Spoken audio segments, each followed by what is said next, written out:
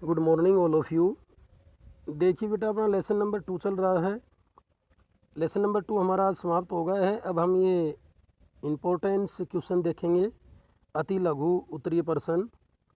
बेटे सभी प्रश्न हमने लेसन पढ़ा है, सभी प्रश्न आपके लेसन में हैं। फिर भी कुछ समझ में ना आए तो आप बार बार पूछ सकते हैं इस चीज़ के लिए।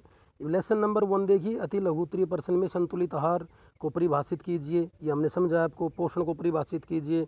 आहार के तत्वों की सूची बनाइए। आहार के कौन कौन से ये तत्व हैं। हमारे आहार में कार्बोहाइड्रेट के स्रोत के नाम, साधारण प्रकार कार्बोहाइड्रेट की सूची। नंबर 6 पे जटिल कार्बोहाइड्रेट और साधारण कार्बोहाइड्रेट हमने बताए थे आपको। प्रोटीन में कितने अमीनो एसिड होते हैं। आहार में वसा के स्रोत बताइए। प्रोटीन क्या है। बच्चों के लिए कैल्शियम की इंपॉर्टेंस, कैल्शियम के आयरन स्रोत की अलग सूची बनाइए। हमारे भोजन में प्रोटीन के स्रोत।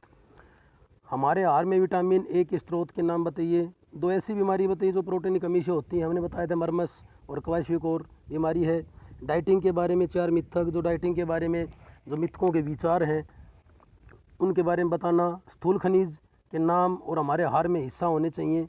आहार के पोषक तत्व, आहार में कौन कौन से ऐसे पोषक तत्व होते हैं। आहार के गैर पोषक, बनावटी संरक्षक, जो मेन दो फंक्शंस होते हैं आर्टिफिशियल होते हैं। आहार के आधारभूत तत्व, डाइटिंग के खतरों की सूची। डाइटिंग करते हैं वैसे उनसे कौन कौन से खतरे हो जाते हैं, उनकी एक सूची बनाइए। भार उठाने वाले खिलाड़ी को भोजन के अधिक प्रोटीन क्यों होने चाहिए। माइक्रोन्यूट्रिएंट्स, सूक्ष्म पोषक तत्व हमने बताया आपको। फूड इंटॉलरेंस क्या है। आहार में रुक्षांश या रेशा क्या है। अतिरिक्त भोजन क्या है। ये थे आपके 27 क्वेश्चन हैं बेटे, अति लघु उत्तरीय प्रश्न हैं ये। इनमें से हमने सभी क्वेश्चन आपको करवाए हैं। लेसन मैंने पढ़ा अच्छी तरीके से। फिर भी समझ में ना आए तो आप पूछ लेना। अब ये लघु उत्तरीय, ये अति लघु उत्तरीय प्रश्न थे। अब देखिए लघु उत्तरीय प्रश्न, शरीर के लिए संतुलित आहार। बेटा ऐसा है कि सभी ये छोटे रूप में दे रखे हैं। आगे लघु उत्तरीय में क्वेश्चन सब सेम है लेकिन वो थोड़े बड़े हैं। अच्छी तरीके से समझना आपको। शरीर के लिए संतुलित आहार और पोषक तत्वों का महत्व, ये छोटे में पीछे आया था आपको लेसन नंबर नहीं क्वेश्चन नंबर 1 और 2 में। संतुलित आहार और आहार के पोषक तत्व। नंबर 2, कार्बोहाइड्रेट क्या है, उसके स्रोत। कार्बोहाइड्रेट क्या है कि ये कौन कौन से स्रोतों से हमें प्राप्त होती है। मानव शरीर में कार्बोहाइड्रेट क्या कार्य करता है। कहते हैं कार्बोहाइड्रेट के मनुष्य के शरीर में क्या कार्य हैं। प्रोटीन के क्या कार्य हैं। पानी के क्या कार्य हैं। सूक्ष्म पोषक तत्व हमारे शरीर के लिए क्यों जरूरी है। आहार के पोषक तत्वों की सूची बनाइए। वसा में घुलनशील विटामिन, हमने वसा में घुलनशील विटामिन आपको बताए थे ADE के। ठीक है। बाहर के नियंत्रण में आहार पर नोट लिखिए। जो बाहर को कंट्रोल करते हैं वेट कंट्रोल में, उसको उस पर नोट लिखिए। भोजन सहनशीलता के चिन्ह, भोजन सहनशीलता के कौन से लक्षण होते हैं, कौन से चिन्ह होते हैं। भोजन सहनशीलता के कारण क्या हैं।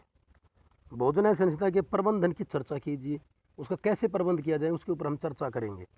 साधारण और जटिल कार्बोहाइड्रेट में अंतर लिखिए। साधारण और जटिल कार्बोहाइड्रेट पीछे भी आ चुके सारे क्वेश्चन ये।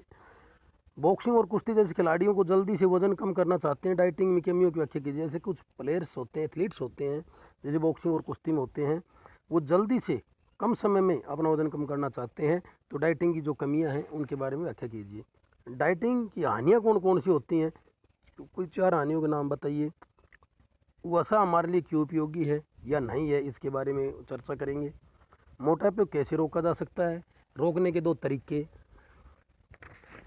फूड मिथक क्या हैं, पीछे हमने बताया था कि मिथकों के विचार होते हैं फूड के।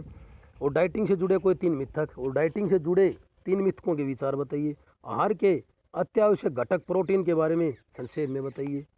अतिरिक्त भोजन की ज़रूरतों के बारे में बताइए। कहते हैं कि अतिरिक्त भोजन की ज़रूरत होती है, उसके बारे में चर्चा कीजिए। लंबे समय के लिए भारी मात्रा में अतिरिक्त आहार के प्रयोग की आलोचना व्याख्या कीजिए। अपने उत्तर की 2 उचित व्याख्या उदाहरण सहित व्याख्या करो। ठीक है बेटा, ये अति लघु